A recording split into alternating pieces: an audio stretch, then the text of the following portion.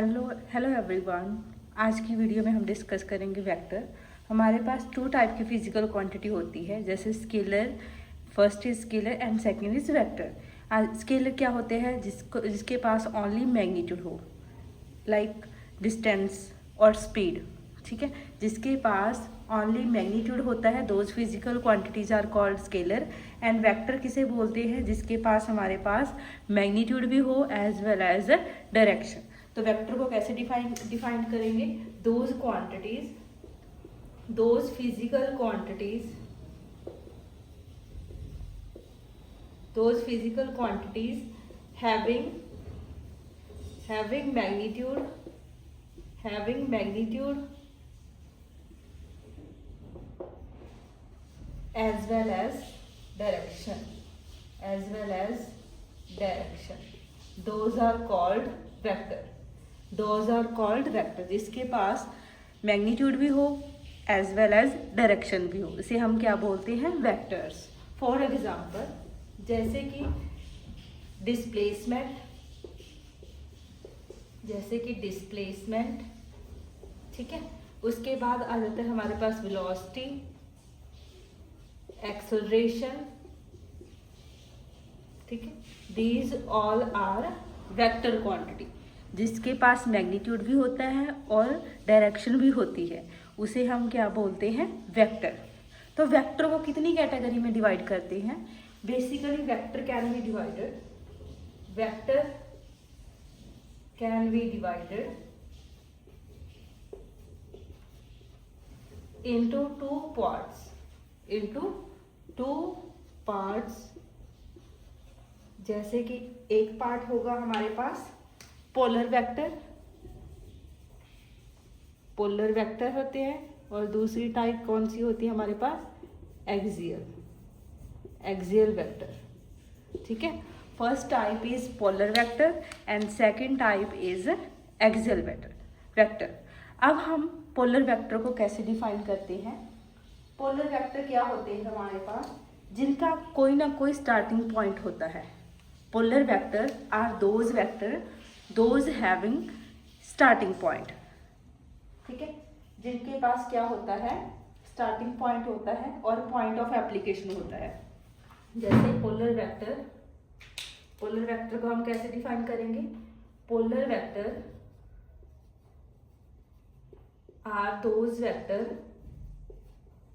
are those vector having starting point।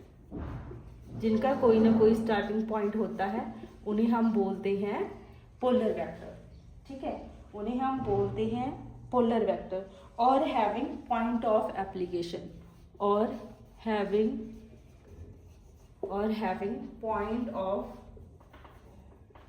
Point of application. जिनका कोई ना कोई एप्लीकेशन का पॉइंट होता है और जिनका कोई ना कोई स्टार्टिंग पॉइंट होता है, और कह सकते हैं having point of application. Those vector are called polar vector. For example, कौन कौन सी एग्जाम्पल होगी? जैसे हमारे पास डिस्प्लेसमेंट होगी,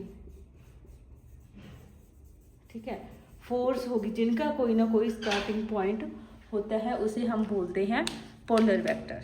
और having point of application. Second कौन सा होता है? Axial vector.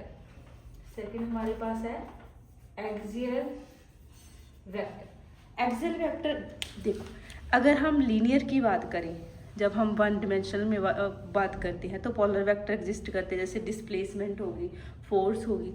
लेकिन जब हम रोटेशन के बारे में डिस्कस करते हैं, एक्सियल वेक्टर कब अराइज होते हैं? जब कोई भी पार्टिकल एक एक्सिस ऑफ रोटेशन के अराउंड होता है। तो एक्सियल वेक्टर किसे बोलते हैं हम? Those vector which represent rotational effect, जो क्या करते हैं? रोटेशनल इफेक्ट को रिप्रेजेंट करते हैं and act along the axis of rotation. और एक्ट कहाँ पर करते हैं? Along the axis of rotation. तो एक्सियल वेक्टर कौन से होते हैं? Those vector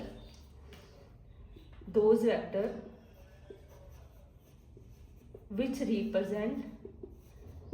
represent rotational effect, which represent rotational effect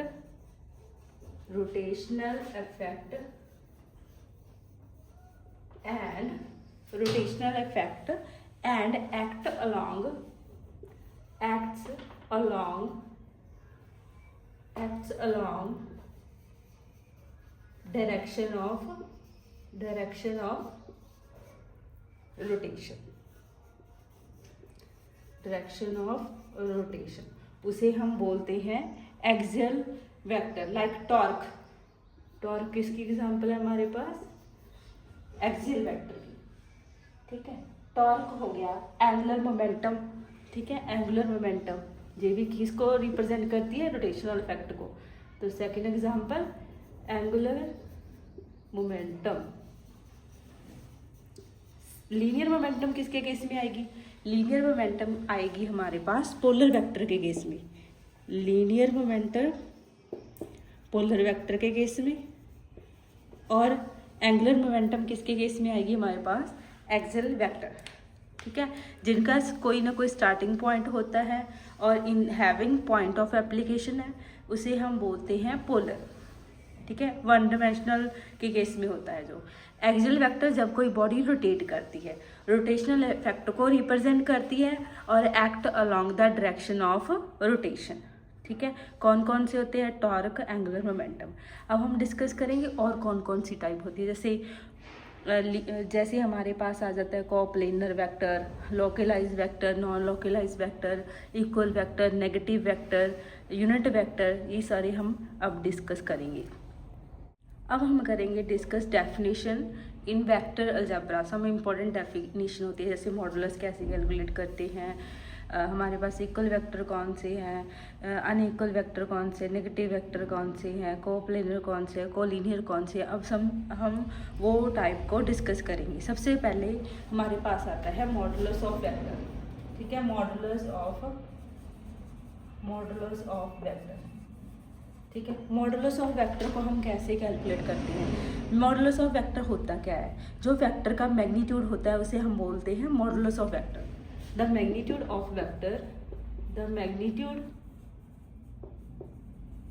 of vector is called modulus of vector। उसे हम क्या बोलते हैं? मॉडुलस ऑफ वेक्टर बोलते हैं। इसे कैसे रिप्रेजेंट किया जाता है? मॉड ऑफ ए। जैसे कोई भी वेक्टर है, वेक्टर को रिप्रेजेंट कैसे करती है? जैसे हमारे पास कोई भी वेक्टर है, कोई भी लेटर है, उसके ऊपर हम लगा देते हैं एरो, ठीक है। जब हम कोई भी लेटर के ऊपर लगा देते हैं एरो, तो उस एरो को, ये वाली पार्ट को बोलते हैं हम हेड। जो एरो वाला पार्ट है, जो लास्ट वाला पार्ट है, उसे हम बोलते हैं टेल, ठीक है। टेल। तो ये क्या बन गया? वेक्टर की रिप्रेजेंटेशन है। कोई भी लेटर के ऊपर हम क्या लगा देंगे? एरो लगा देंगे, तो वो किसकी रिप्रेजेंटेशन है? हमारे पास वेक्टर की रिप्रेजेंटेशन है। तो मॉडुलस ऑफ वेक्टर क्या होता है? इसका मैग्नीट्यूड को कैसे रिप्रेजेंट करेंगे? बाय द मॉड, ठीक है। ए के दोनों तरफ क्या लगा दी? एक लाइन लगा दी, तो क्या रिप्रेजेंट कर रहा है? मॉडुलस रिप्रेजेंट कर रहा है। तो कैसे निकालेंगे इसे? It is represent by this. तो कैसे निकालेंगे? अगर लेट कोई भी वेक्टर है हमारे पास, ए वेक्टर, जैसे 2i कैप माइनस जे कैप प्लस 3k कैप है। अगर हमारे पास 2i कैप माइनस जे कैप प्लस 3k कैप कोई भी वेक्टर है, तो इसका मॉडुलस या मैग्नीट्यूड कैसे निकालेंगे? क्योंकि मैग्नीट्यूड को क्या बोलते हैं? हम मॉडुलस बोलते हैं। तो इसका मैग्नीट्यूड कैसे निकालेंगे? जैसे हमारे पास यहाँ पर रिप्रेजेंट कर दिया मॉडुलस को, तो आई के साथ क्या लगा हमारे पास? 2, उसका स्क्वायर, ठीक है। जे के साथ क्या है हमारे पास? -1, उसका स्क्वायर। के के साथ क्या है हमारे पास? 3 का स्क्वायर, ठीक है। तो इसका रूट पहले क्या किया? आई के साथ जो वैल्यू उसका स्क्वायर, जे के साथ जो वैल्यू है उसका स्क्वायर, के साथ जो वैल्यू है उसका स्क्वायर, और उसका रूट। तो इस यहाँ पर हमारे पास आ गया 4, यहाँ पर हमारे पास आ गया 1 माइनस 1 का स्क्वायर 1 प्लस 3 का स्क्वायर हमारे पास आ गया 9।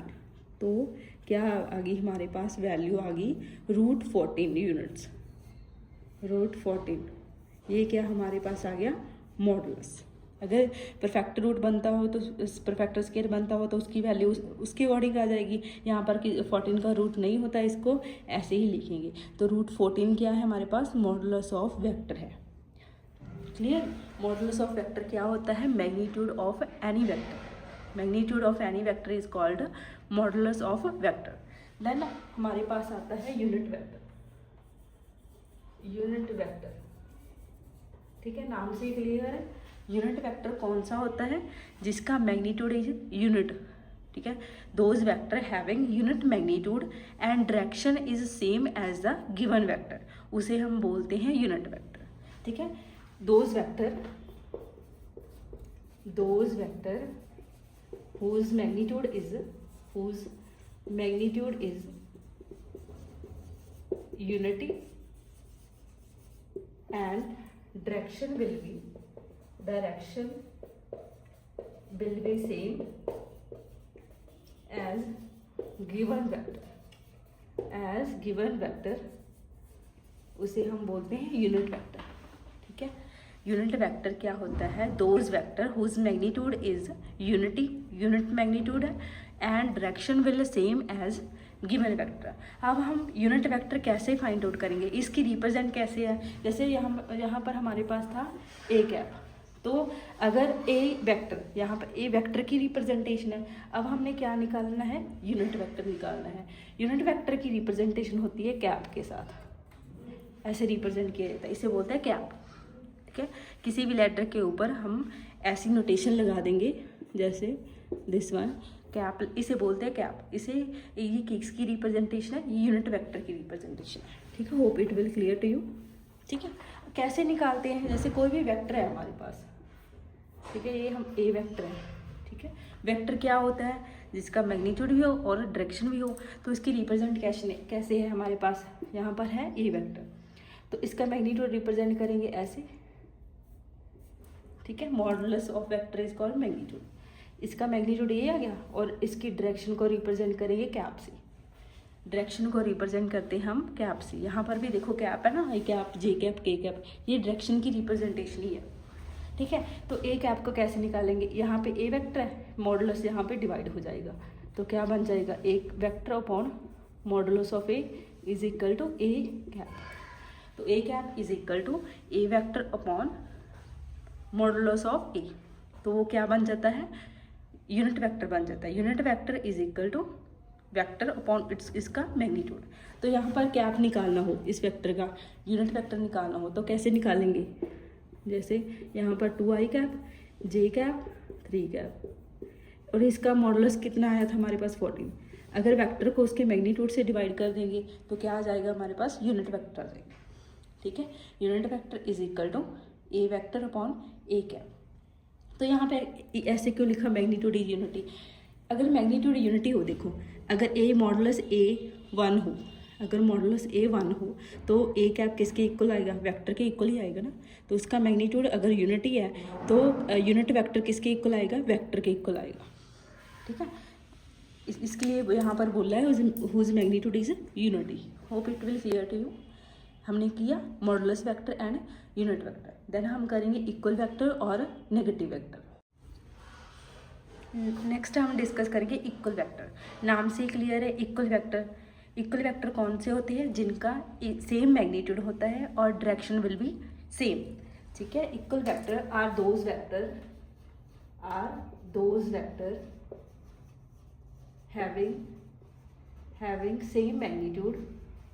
having same magnitude and direction is also same as given vector. Direction is also same as given vector, ठीक है। इक्वल वेक्टर कौन से होते हैं, इक्वल नाम से क्लियर है, इक्वल जिनका मैग्नीट्यूड सेम होता है to the given vector and direction is also same as given vector. अगर हमारे पास जैसे ये है हमारे पास ए वेक्टर, तो इक्वल वेक्टर कौन सा होगा, जो सेम डायरेक्शन में लाई करेगा, ठीक है, जो सेम डायरेक्शन में लाई करेगा। जैसे यहाँ पर कोई ए वेक्टर है, यहाँ पर अनदर ए वेक्टर है जो कि सेम डायरेक्शन में है और सेम ही मैग्नीट्यूड है, ठीक है, जिनका इक्वल मैग्नीट्यूड होता है और डायरेक्शन इज ऑल्सो सेम, उसे हम बोलते हैं इक्वल वेक्टर, ठीक है। गिवन वेक्टर के जो सेम डायरेक्शन में होता है, सेम ही मैग्नीट्यूड होता है। जैसे ए वेक्टर है और दूसरा वेक्टर का मैग्नीट्यूड भी सेम है एज ए, ठीक है, उसे हम बोलते हैं इक्वल वेक्टर। देन आता है नेगेटिव वेक्टर। नेगेटिव का मतलब कैसे है, जैसे यहाँ पर हमारे पास कोई भी गिवन वेक्टर है ए, ठीक है, और नेगेटिव वेक्टर को रिप्रेजेंट करेंगे जैसे डायरेक्शन ऑपोजिट होती है, मैग्नीट्यूड सेम होता है, डायरेक्शन विल बी नेगेटिव, जैसे ये। तो ये वाला वेक्टर कौन सा है, negative vector, this is a negative vector. Magnitude will be same but direction is opposite to the given vector. तो नेगेटिव वेक्टर को कैसे डिफाइन करेंगे, negative vector are those vector having same magnitude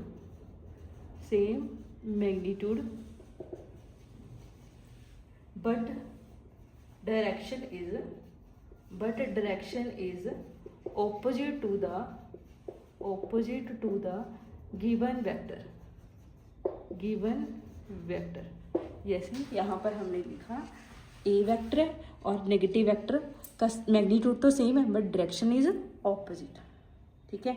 ये x axis के long है A vector, और जो negative vector है ये नेगेटिव एक्स एक्सिस के लॉन्ग है।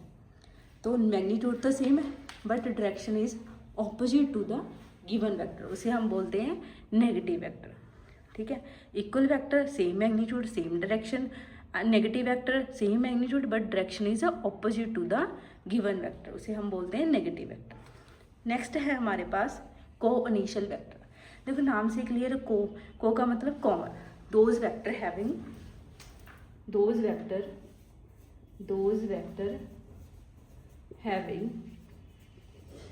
Common initial point, those vector having common initial point, ठीक है, जिनका इनिशियल पॉइंट कॉमन होता है उसे हम बोलते हैं को इनिशियल। को का मतलब कॉमन, इनिशियल का मतलब इनिशियल पॉइंट, जिनका इनिशियल पॉइंट कॉमन होता है। जैसे यहाँ पर ए वेक्टर है और यहाँ पर बी वेक्टर है, ठीक है, और इनका इनिशियल पॉइंट ओ होगा, ठीक है। तो जिनका इनिशियल पॉइंट सेम होता है, कॉमन होता है, उसे हम बोलते हैं को इनिशियल वेक्टर, ठीक है, समझ आया। नेक्स्ट है हमारे पास को प्लेनर, ठीक है। को का मतलब कॉमन, प्लेनर का मतलब प्लेन, जो सेम प्लेन में लाई करती हैं, those vector which are lie in the same plane, ठीक है, those vector which are lie in the same plane, those vector, ठीक है, which are lies in same plane, ठीक है, those are called coplanar, ठीक है, जो same plane में लाई करते, जैसे ये वाला ए वेक्टर हो गया, ये बी वेक्टर हो गया, ये हो गया हमारे पास सी वेक्टर, जो सेम प्लेन में लाई करते हैं उसे हम बोलते हैं, जैसे एरो, इसे हम द्वारा रिप्रेजेंट करते हैं, जैसे ये ए वेक्टर है और ये हमारे पास बी वेक्टर है, ये हमारे पास सी वेक्टर है, जो सेम प्लेन में लाई करते हैं उसे हम बोलते हैं को प्लेनर, ठीक है। एक होते हैं कोलिनियर, ठीक है। को का मतलब कॉमन, लीनियर का मतलब एक लाइन में, जो सेम स्ट्रेट लाइन में लाई करती हैं, ठीक है। दोज वेक्टर हैविंग इक्वल और अनइक्वल मैग्नीट्यूड, ठीक है, दोज वेक्टर हैविंग इक्वल और अनइक्वल मैग्नीट्यूड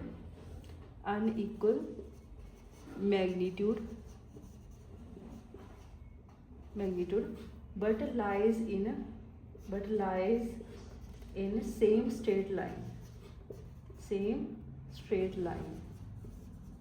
ठीक है। Those vector are called collinear, ठीक है। जैसे ये हमारे पास कोई वेक्टर है, ए वेक्टर और बी वेक्टर भी है हमारे पास सेम लाइन में, ठीक है, उसे हम बोलते हैं कोलिनियर, जो एक सेम लाइन में एग्जिस्ट करते हैं, ठीक है, उसे हम बोलते हैं कोलिनियर। जो सेम प्लेन में लाई करते हैं कोप्लेनर, ठीक है। को इनिशियल, जिनका इनिशियल पॉइंट सेम है, ठीक है। को द मतलब कॉमन, इनिशियल पॉइंट कॉमन है, दोज आर कॉल्ड को इनिशियल, सेम प्लेन में लाई करते हैं कोप्लेनर। कोलिनियर का मतलब है इक्वल और अनइक्वल मैग्नीट्यूड हो बट डायरेक्शन और lies in the same straight line, ठीक है, एक डायरेक्शन में लाई करते हैं। Localized vector are those vector जिनका इनिशियल पॉइंट फिक्स्ड होता है, ठीक है। Those vectors are called localized, those vectors are called localized whose initial point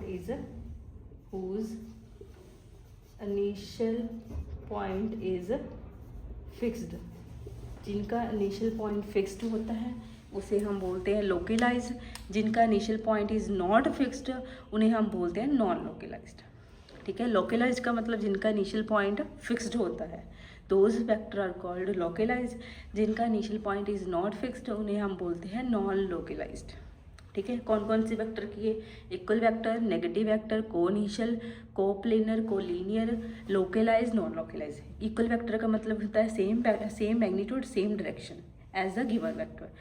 negative का मतलब होता है same magnitude but direction will be opposite, ठीक है। इनिशियल का मतलब को इनिशियल का जिनका इनिशियल पॉइंट इज कॉमन, ठीक है।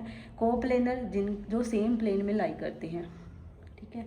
लोकलाइज का मतलब जिनका इनिशियल पॉइंट फिक्स्ड है, और नॉन लोकलाइज जिनका initial point is not fixed. Non localise में क्या लिखेंगे? Not fixed initial point not fixed उन्हें हम बोलते हैं नॉन लोकलाइज्ड, ठीक है। और एक नल वेक्टर भी होता है, नल वेक्टर,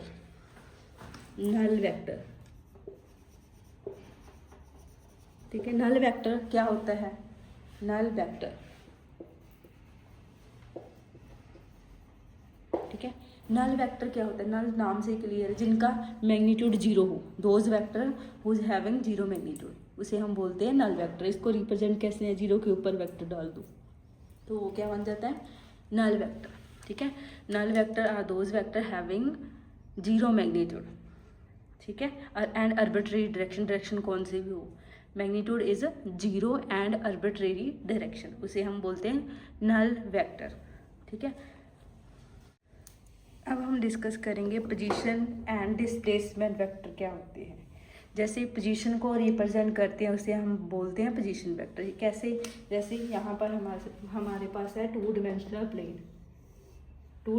प्लेन है, यहाँ पर कोई भी ऑब्जेक्ट है ए, जिसको हम रिप्रेजेंट करते हैं आर से, R1 वेक्टर से, ठीक है। R1 is position vector of A, यहाँ से ओरिजिन से स्टार्ट हुआ, ठीक है।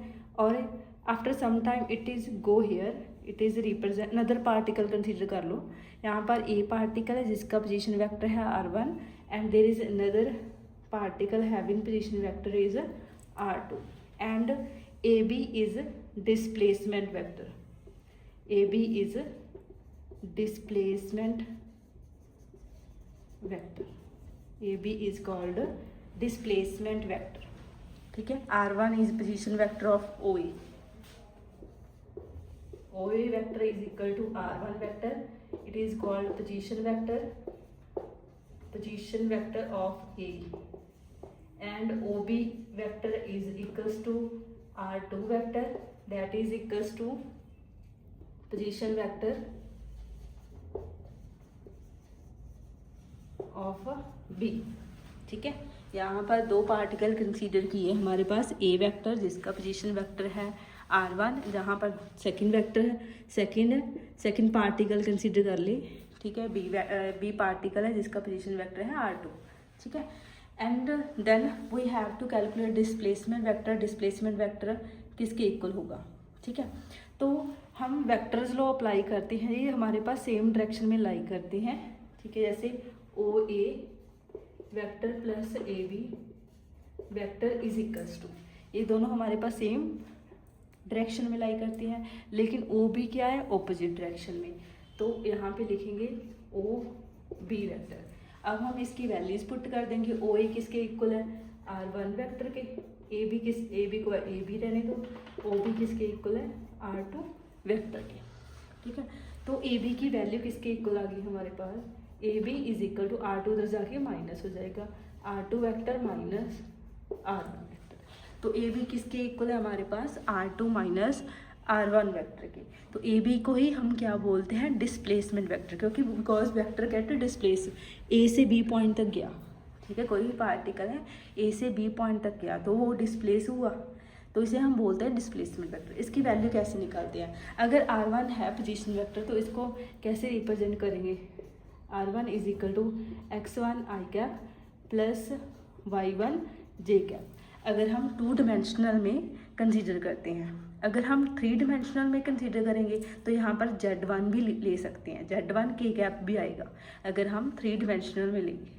ठीक है, अगर हम 2 डिमेंशनल में ही कंसीडर कर रहे हैं तो यहाँ पर हमारे पास आएगा x1 I cap plus y1 J cap. अगर 3 डिमेंशनल में कंसीडर करेंगे तो z कैप z1 इंटू के कैप भी आएगा। ठीक है, तो r2 की वेक्टर क्या होगी हमारे पास value? x2 I cap plus y2 J cap. अब इसकी वैल्यू यहाँ पर पुट कर देंगे, A B vector is equals to r2 की value x2 I cap plus y2 J cap minus r1 की value x1 I cap plus y1 J cap. अब लिखेंगे x2 I cap plus y2 J cap, minus sign बाहर है तो अंदरला sign change हो जाएगा, तो x1 I cap minus y1 J cap. तो इसकी वेक्टर की सब्ट्रैक्शन कैसे करते हैं? आई कैप का सब्ट्रैक्शन आई कैप वाले के साथ ही होगा, जे कैप का सब्ट्रैक्शन जे कैप वाले के साथ होगा। तो कैसे करेंगे? x2 माइनस x1 इंटू आई कैप, ठीक है, x2 minus x1 I cap plus y2 minus y1, जैसे कॉमन निकाल दिया y1 जे के। ठीक है, ए बी वेक्टर किसके इक्वल आ गया? x2 minus x1 I cap आई, ठीक है, x2 minus x1 I cap plus y2 minus y1 J cap. अगर यहाँ पर 3 डिमेंशनल में कंसीडर करेंगे तो यहाँ पर एक फैक्टर और इंक्लूड हो जाएगा, वो उसे हम बोलते हैं जैसे z2 माइनस z1 के कैप। ठीक है, तो उसे हम रेक्टेंगुलर कंपोनेंट में कंसीडर करते हैं। तो जब भी हम रेक्टेंगुलर कंपोनेंट में डिस्कस करेंगे तो वहाँ पर एक कंपोनेंट और आ जाएगा।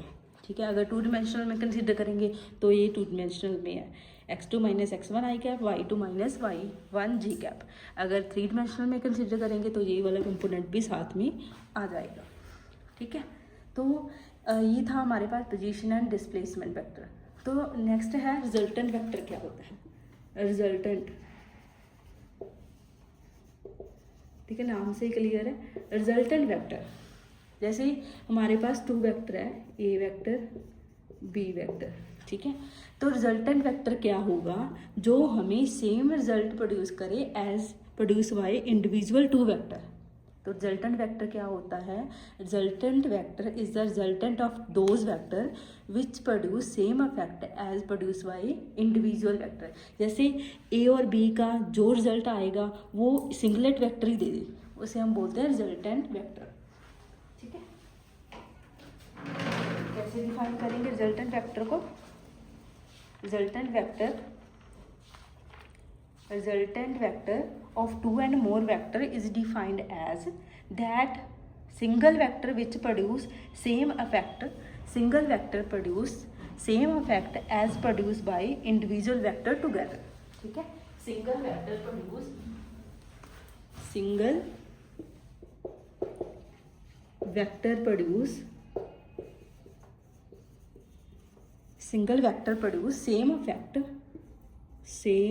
effect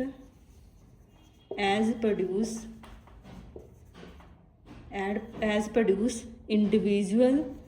individual vector together। ठीक है, जो इंडिविजुअल वेक्टर टुगेदर इकट्ठे होकर प्रोड्यूस करते हैं वो सेम इफेक्ट कौन देता है? Resultant vector.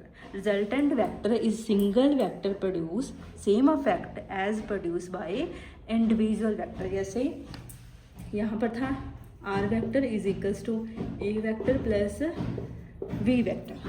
ठीक है, ये था resultant vector. Resultant vector is the single vector which produce same effect as produce by the different vector together. ठीक है, जो जैसे ए और बी का सम प्रोड्यूस करेगा same effect as are produce.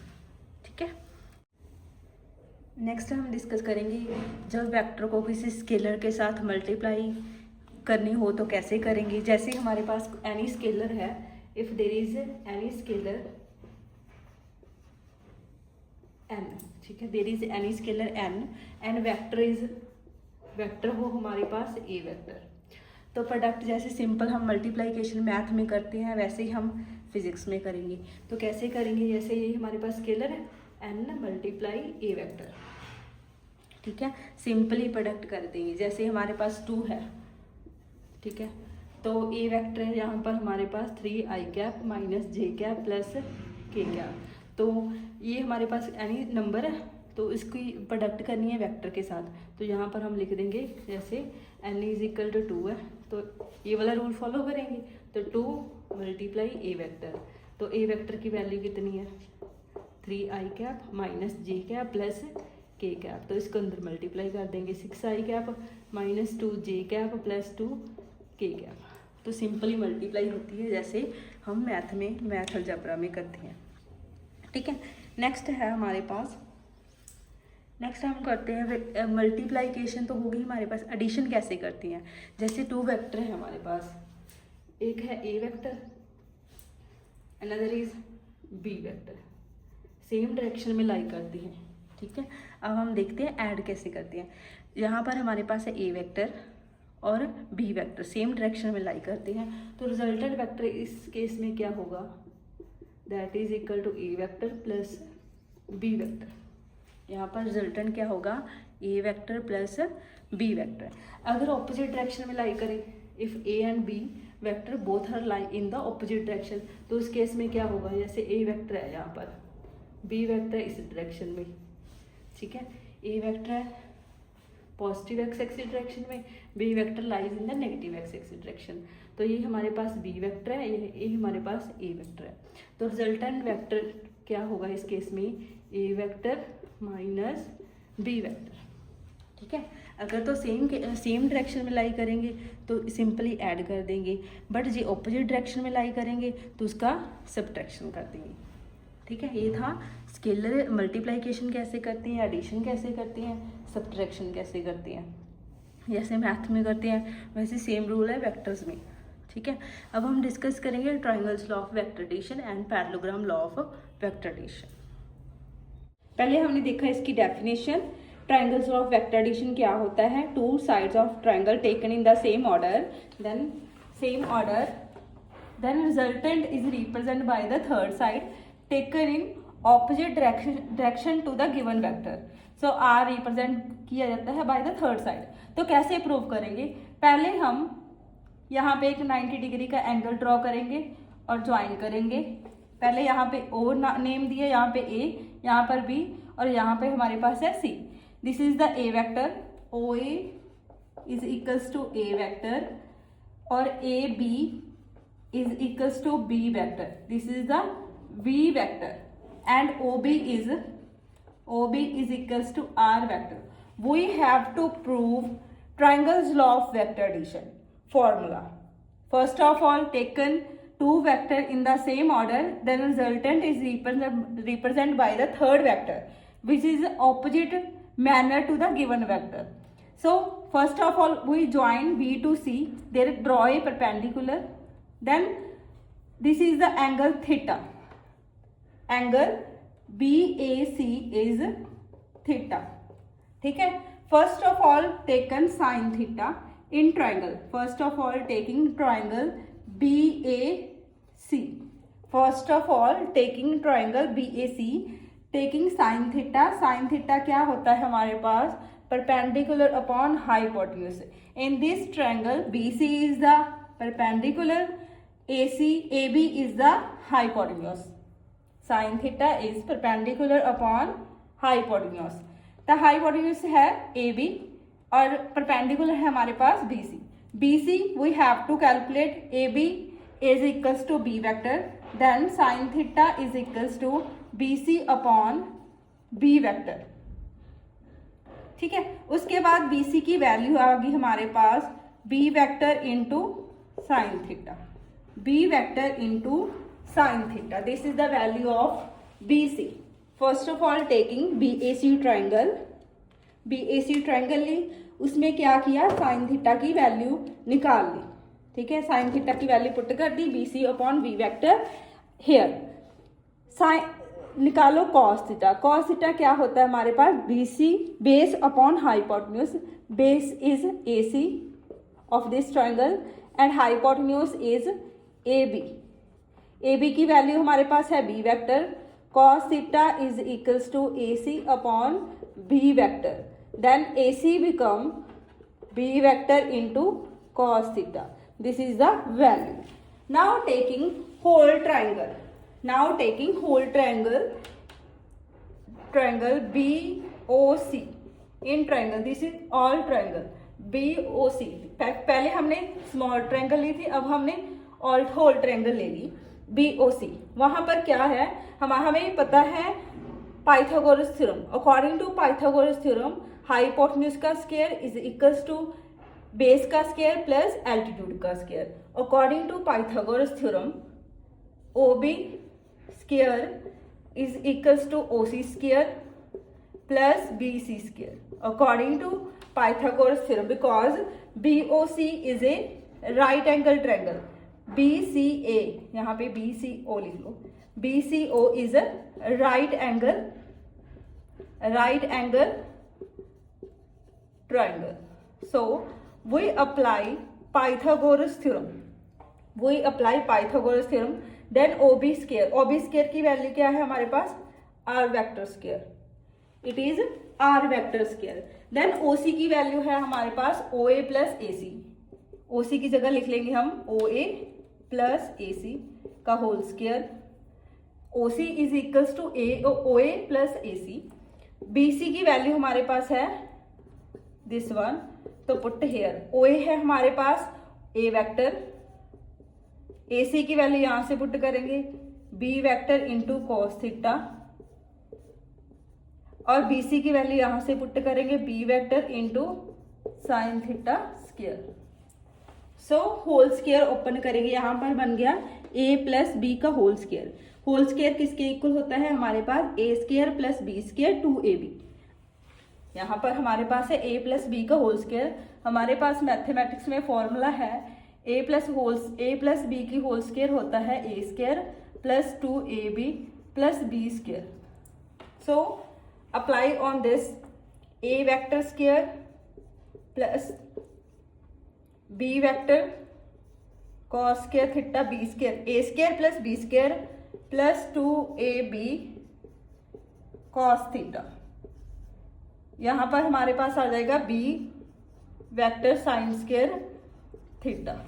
यहाँ पर हमने होल स्क्वायर ओपन कर दी, A square plus B square plus 2AB cos theta. यहाँ पर सिंपली ओपन कर दिया B का स्क्वायर, यहाँ पर स्क्वायर है तो B की भी स्क्वायर होगी और साइन स्क्वायर की भी होगी.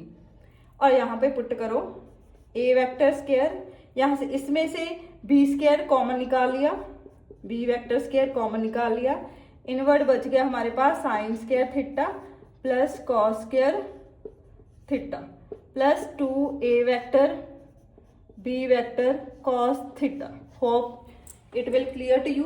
हमने क्या किया, यहाँ पर स्क्वायर ओपन कर दी, होल स्क्वायर का फॉर्मूला अप्लाई कर दिया, A square plus B square 2AB cos theta, और यहाँ पर स्क्वायर लिख दी. और इसके बाद B स्क्वायर कॉमन निकाल लिया, अंदर बचा हमारे पास sine square theta plus cos square theta. इसकी वैल्यू होती है 1. इसकी वैल्यू क्या होती है 1.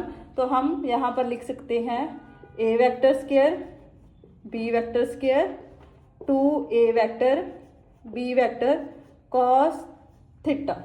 ये हमारे पास क्या आ गया, रिजल्टेंट वेक्टर आ गया R square.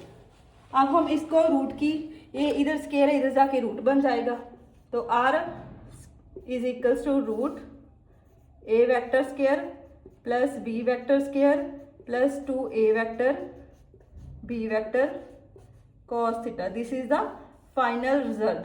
According to triangle law of vector addition, we get the result R vector is equals to A vector square plus B vector square 2A vector B vector cos theta का root. This is the resultant vector according to triangle law of vector addition. Whenever we add two vectors, we can use this formula for the addition purpose if angle is given. ठीक है, इसके बाद हम direction निकालेंगे. Direction क्या होती है, अब हम निकालेंगे डायरेक्शन ऑफ R. पहले हमने फॉर्मूला प्रूव किया, A square plus B square plus 2a vector B vector cos theta का root is equal to resultant vector. अब हम करेंगे डायरेक्शन ऑफ आर, कैसे निकालेंगे डायरेक्शन ऑफ आर को, कैसे निकालेंगे। If R vector makes an angle, if R vector makes an angle beta with X axis, if this is the angle beta, ठीक है। बीटा एंगल उसकी डायरेक्शन है, resultant की डायरेक्शन है। कैसे निकालेंगे, we know that tan beta, tan theta क्या होता है हमारे पास, परपेंडिकुलर अपॉन बेस। परपेंडिकुलर क्या है, बीसी, और बेस क्या है हमारे पास, ओसी। इस ट्रायंगल में, इस पूरी ट्रायंगल में टैन बीटा है हमारे पास बीसी अपॉन ओसी। बीसी की वैल्यू है हमारे पास B vector sine theta, OC की वैल्यू है हमारे पास O A plus A C. Then put the value of A C here, tan beta is equals to B vector sine theta, O A की value हमारे पास A vector, और ए सी की value है हमारे पास B vector cos theta. This is the direction of R. Tan beta is equals to B vector sine theta upon A vector plus B vector cos theta. यहाँ पर हमारे पास टू रिजल्ट आ गए, एक आर वेक्टर का है, R vector is equals to A vector square plus B vector square two A B cos theta, this is the resultant. Then direction कैसे find out की हमने, टैन बीटा के साथ, tan beta is equals to B C upon O C, B C की value put कर दी, और ओ सी किसका सम है, ओ ए प्लस ए सी का, ओ ए प्लस, यहाँ पर हम देखो ओ सी किसका सम है, ओ ए प्लस ए सी का, ओ A plus A C. O A की वैल्यू है ए वेक्टर और ए सी की वैल्यू हमने निकाली थी बी वेक्टर कॉस थीटा, वो पुट कर दी, टैन बीटा की वैल्यू आ गई, ठीक है। This two formula are use for numerical purpose.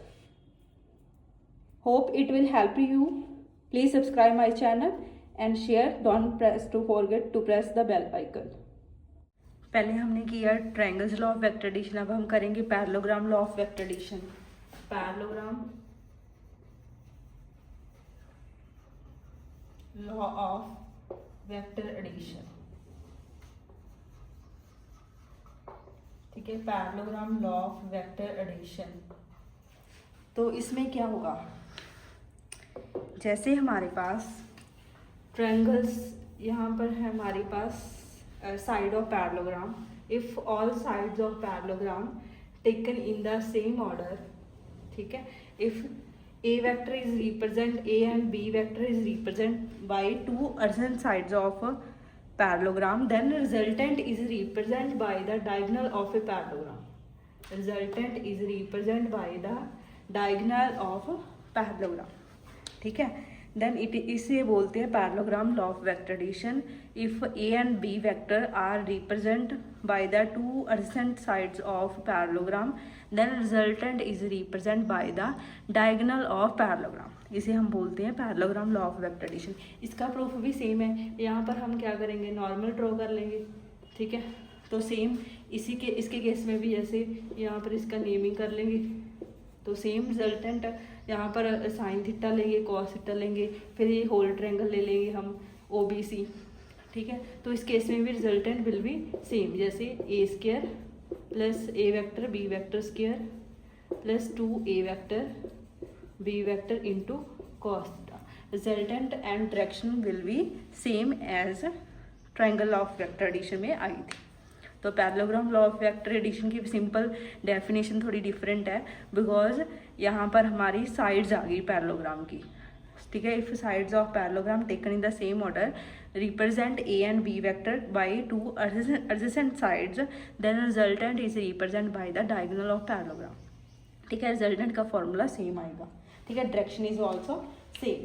तो यहाँ से अगर हम कॉस थीटा निकालें, ठीक है, कॉस थीटा निकालेंगे तो क्या आएगा हमारे पास, वो आएगा आर वेक्टर का स्क्वायर माइनस ए वेक्टर का स्क्वायर माइनस बी वेक्टर का स्क्वायर। यहाँ पर देखो ये वाली टर्म इधर जाके माइनस हो जाएगी, ये डिवाइड हो जाएगी, तो इसे हम बोलते हैं लॉ ऑफ कोसाइन, बोलते हैं लॉज ऑफ कोसाइन, ठीक है। ये इसे बोलते हैं लॉज ऑफ कोसाइन। प्रूफ बिल्कुल सेम है एज हमने triangles law of vector addition में किया था। जैसे यहाँ पर हम थीटा लेंगे, यहाँ पर हम अल्फ़ा लेंगे, ठीक है। पहले ये ए बी सी ट्रायंगल में साइन थीटा निकालेंगे, कॉस थीटा निकालेंगे, ठीक है, कॉस थीटा निकालेंगे। उसके बाद ओ बी सी ट्रायंगल लेंगे, पाइथागोरस थ्योरम अप्लाई करेंगे, तो सेम ही रिजल्ट आएगा जैसे हम triangle law of vector addition में किया था। तो यहाँ पर हमने कॉस थीटा की वैल्यू निकाल ली, ठीक है। कॉस थीटा आ गया हमारे पास R vector square minus A vector square minus B vector square upon 2 A vector B vector, ठीक है, 2 ए वेक्टर बी वेक्टर। इसे हम बोलते हैं लॉ ऑफ कोसाइन, ठीक है, लॉ ऑफ कोसाइन। अब हम डिस्कस करेंगे लेमीज थ्योरम। लेमीज थ्योरम क्या होती है? जैसे हमारे पास 3 फोर्सेस है, ठीक है, जैसे हमारे पास 3 फोर्सेस है एक्टिंग एट ए पॉइंट, जैसे ये वाली हुई फोर्स, यहाँ पर ए फोर्स है और यहाँ पर सेकंड फोर्स है, यहाँ पर हमारे पास है थर्ड फोर्स, ठीक है। 3 फोर्सेस है, इसे रिप्रेजेंट करेंगे ए फोर्स से, यहाँ पर रिप्रेजेंट करेंगे बी फोर्स से, यहाँ पर हमारे पास थर्ड फोर्स है सी, ठीक है। If 3 force acting at a point are in equilibrium, then यहाँ पर एंगल है सपोज अल्फा, यहाँ पर एंगल है बीटा, यहाँ पर एंगल है गामा, ठीक है। यहाँ पर एंगल अल्फा, यहाँ पर बीटा, यहाँ पर गामा। तो according to Lami's theorem, if 3 forces acting at a point are in equilibrium, then each force is proportional to sine of angle between other two. जैसे यहाँ पर हमारे पास ए फोर्स है, ठीक है, यहाँ पर ए फोर्स है, ए के ऑपोजिट कौन सा एंगल है? अल्फा, तो ए अपॉन साइन अल्फा, ठीक है। बी के ऑपोजिट कौन सा एंगल है? साइन बीटा, तो B vector upon sine beta. और सी के ऑपोजिट कौन सा एंगल है? गामा, तो यहाँ पर आ जाएगा साइन गामा। तो ये है हमारे पास Lami's theorem. Lami's theorem, if 3 forces acting at a point, then each force is proportional to sine of angle between other two. ये वाली फोर्स, यहाँ पर अदर टू में एंगल कौन सा है? अल्फा। यहाँ पर बी फोर्स है, अदर टू में एंगल कौन सा है? बीटा, उसके प्रोपोर्शनल होती है, ठीक है। तो A force A upon sine alpha is equal to B vector upon sine beta is equal to C upon sine gamma, ठीक है। That's all for today. If this video is helpful to you, please subscribe my channel and share.